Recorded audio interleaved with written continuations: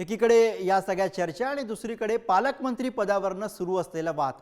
विधानसभा निवडणुकीमध्ये महायुतीला घवघवीत यश मिळालं, त्यामुळे आता राज्याचा कारभार अतिशय सुरळीत चालेल अशी आशा आहे।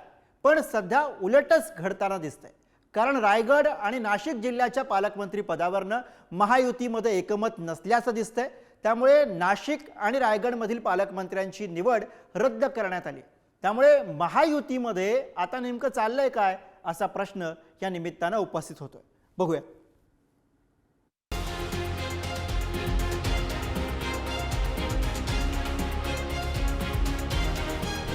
दैव देत आणि कर्म नेत अशी अवस्था महायुतीची झाली आहे की काय असा प्रश्न पडतोय। कारण मंत्रिपदापाठोपाठ आता पालकमंत्री पदावरून महायुतीत ठिणगी पडली आहे। परिणामी 24 तासांच्या आत रायगड आणि नाशिकच्या पालकमंत्र्यांच्या नियुक्तीला स्थगिती देण्याची नामुष्की सरकारवर ओढवली आहे। रायगडच्या पालकमंत्री पदावरून शिवसेनेचा राडा।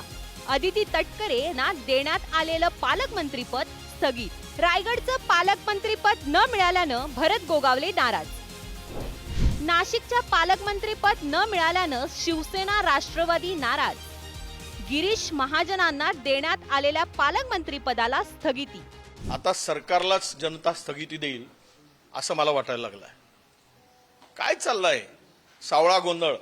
प्रत्येक ठिकाणी भांडण, पालकमंत्री नेमताना, मंत्री नेमताना, सरकार गठन करताना भांडणच भांडणं। नांदा म्हणजे सौख्य बरे म्हणतात, आता भांडा सौख्य बरे अशी म्हणायची पाळी आली आहे। भांडा आणि महाराष्ट्राचं वाटोळं करा। आता पालकमंत्री बदलले, उद्या मंत्री बदलायची पाळी येईल, परवा उपमुख्यमंत्री बदलायची पाळी येईल, नंतर मुख्यमंत्री बदलायची पाळी येईल। बदलते जाओ, महाराष्ट्राचं वाटोळं करत जा। नाही, शेवटी काय अपेक्षा करणं वावगं काय। शेवटी त्याने अनेक वर्ष रायगडमध्ये काम केलंय। म्हणजे अपेक्षा ठेवणं, मागणी करणं त्याच्यामध्ये काही चुकीचं नाहीये।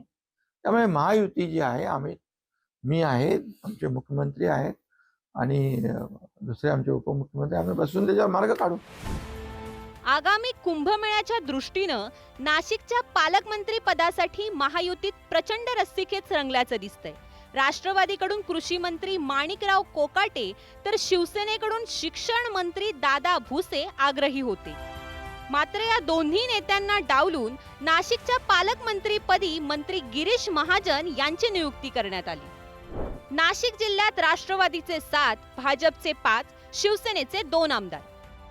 नाशिक जिल्ह्यात सर्वाधिक आमदार असतानाही पालकमंत्रीपद न मिळाल्यानं राष्ट्रवादी नाराज। नाशिक जिल्ह्यात भाजपचा मंत्री नसतानाही जळगावच्या गिरीश महाजनांना पालकमंत्रीपद। सिन्नरचे राष्ट्रवादीचे आमदार कृषी मंत्री माणिकराव कोकाटेंना नंदुरबारचं पालकमंत्रीपद। नाशिकचे पालकमंत्रीपद न मिळाल्यानं दादा भुसे नाराज। इतर जिल्ह्यांचं पालकमंत्रीपद घेण्यास नकार। कुंभमेळा गिरीश भाऊंच्या पालकमंत्रीच्या कार्यकाळातच या ठिकाणी यशस्वी झाला आणि आता परत कुंभमेळा आहे। तर आमची प्रामाणिक इच्छा आहे, या ठिकाणी 5 आमचे भारतीय जनता पार्टीचे आमदार आहेत। आमच्या भाजपला मंत्रीपद नाही मिळालेलं आहे, पण पालकमंत्री गिरीश भाऊ किंवा देवेंद्रजींनी जबाबदारी घ्यावी। कार्यकर्त्यांना सर्वात प्रथम आनंद झाला होता गिरीश भाऊंना पालकमंत्रीपद मिळाल्याबद्दल, परंतु ही स्थगिती जी आलेली आहे ही चुकीची आहे। आणि मला असं वाटतं की गिरीश भाऊ हे अनुभवी आहेत आणि नाशिकचा विकास गतीने नेण्यासाठी गिरीश भाऊंचा अनुभव ते गिरीश भाऊ पणाला लावतील। लगेच कुंभमेळा आहे आणि त्याची माहिती फक्त गिरीजींना आहे।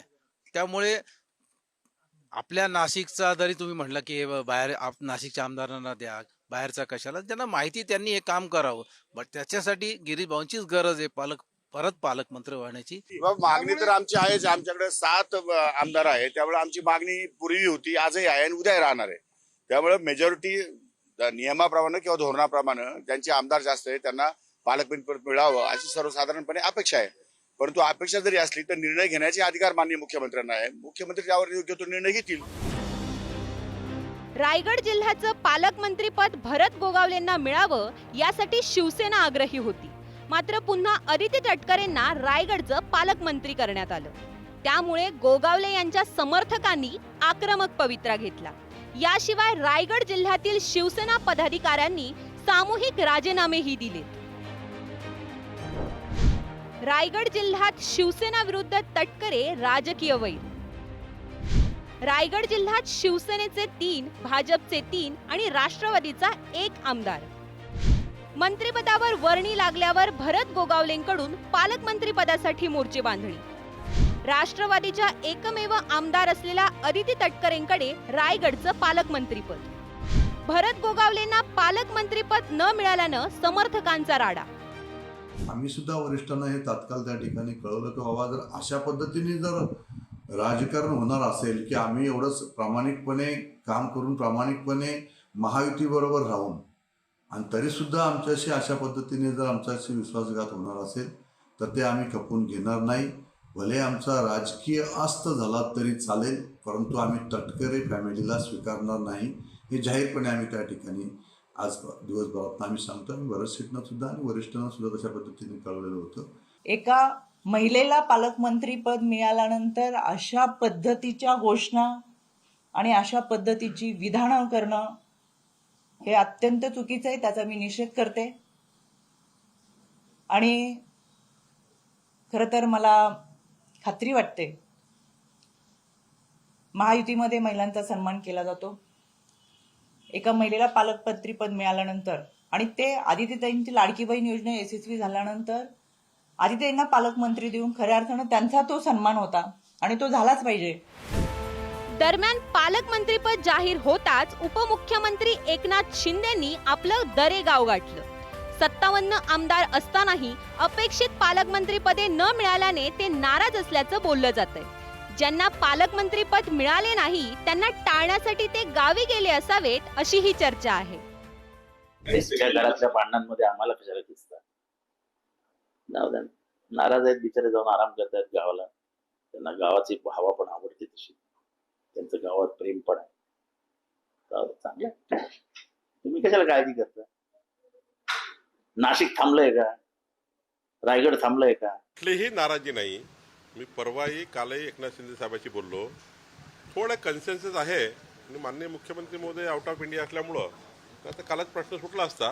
तिघांनी म्हणून जे काही ठरवलं आहे त्या ठरवण्यापैकी बऱ्यापैकी झाला. 99% आमचे मार्ग निघाले. 1% जागेमध्ये आता राहिला आहे तर मला लवकर निघेल. जेव्हा आपण महायुतीचं सरकार चालवतो तेव्हा 19-20 गोष्टी होत असतात. शेवटी एका जागेवर 2-2, 3-3 जेव्हा क्लेम असतात तेव्हा काही मनाविरुद्ध होतं, काही आपल्या बाजूने होतं. त्यामुळे मला असं वाटतं यामध्ये फार काही आंदोलनात्मक पवित्रा कोणी घेऊ नये.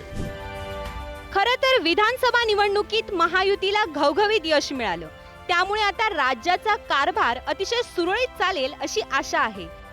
मात्र सत्ताधारी नेते मंत्रीपद, शासकीय बंगले आणि पालकमंत्रीपदासाठी भांडण्यात दंग असल्याचं दिसून येतंय. ब्युरो रिपोर्ट, पुढारी न्यूज.